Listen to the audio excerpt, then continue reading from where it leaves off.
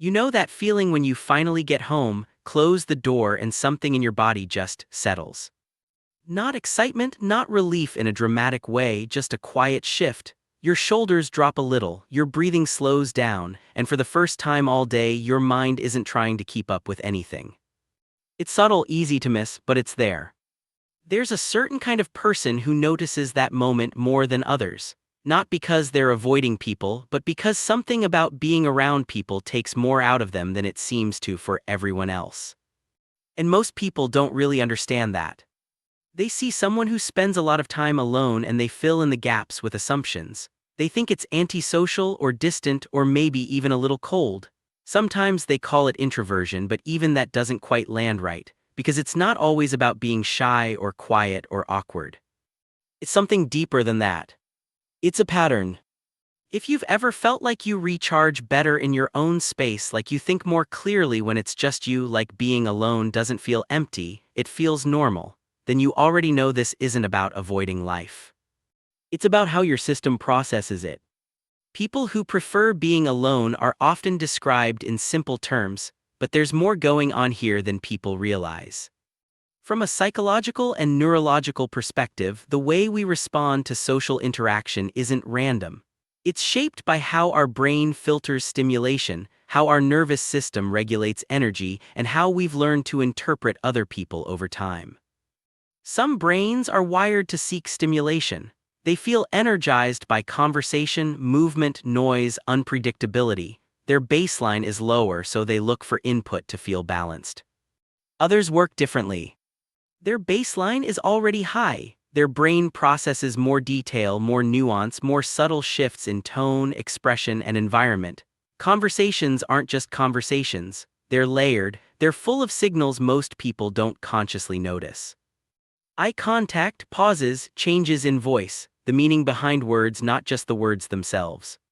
It's not overwhelming in an obvious way. It's not panic or anxiety, it's just a lot. And over time, the brain adapts.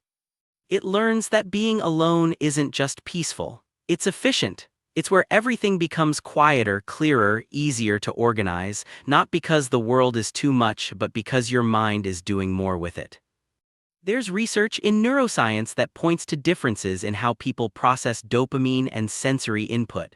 For some, social interaction triggers a strong reward response. For others, the reward is subtler and the stimulation itself can feel like it needs recovery afterward. But that's only part of it. Because this pattern isn't just about wiring, it's also about experience. If you grew up in an environment where you had to read between the lines, where emotions weren't always spoken directly, where you learned to notice shifts in mood, tension, or silence, your brain gets very good at scanning. It becomes efficient at understanding what's not being said. And that skill doesn't turn off. So when you're around people, even in normal situations, your mind is still picking things up, still interpreting, still adjusting, still managing. It's not that you don't enjoy connection. It's that connection for you is active. And being alone is the only time it becomes still. Over time, your nervous system starts to associate solitude with safety. Not in a dramatic sense, just in a quiet, regulated way. No expectations, no adjustments, no subtle pressure to respond, react, or interpret. Just space. And when something consistently gives your system that kind of stability, it stops feeling optional. It starts feeling necessary. That's usually the part people miss. They assume preference is the same as choice. But a lot of the time, what looks like a preference is actually an adaptation. A way your system learned to stay balanced in a world that can feel slightly too loud, too fast, or too layered. That doesn't make it better or worse than any other way of being. There are people who come alive in social environments, who think out loud, who process emotion through interaction, who feel more like themselves when they're surrounded by others. And there are people who come back to themselves in silence. Neither is more evolved, neither is more correct. They're just different ways of regulating the same human system. But here where it gets more complex. Because preferring to be alone doesn't mean you don't feel deeply. In fact, it's often the opposite. When your mind is constantly processing at a deeper level, your emotional world tends to be richer, not smaller. You notice things others don't. You reflect more, you replay moments not out of insecurity but out of awareness. And that creates a kind of inner life that doesn't always need constant external input. But there's a quiet trade-off. When you spend a lot of time in your own space, your thoughts can become very refined, very clear, very structured. And then when you step back into social environments, things feel less controlled, more unpredictable, more draining again. So the cycle continues. Not because you're avoiding people, but because your system has learned where it functions best. And sometimes, without realizing it, that can slowly turn into distance. Not isolation in a dramatic sense, just a gradual pulling back, a preference that becomes a pattern that becomes a default. And that's the part worth noticing. Not to change it, not to fix it. Just to understand it.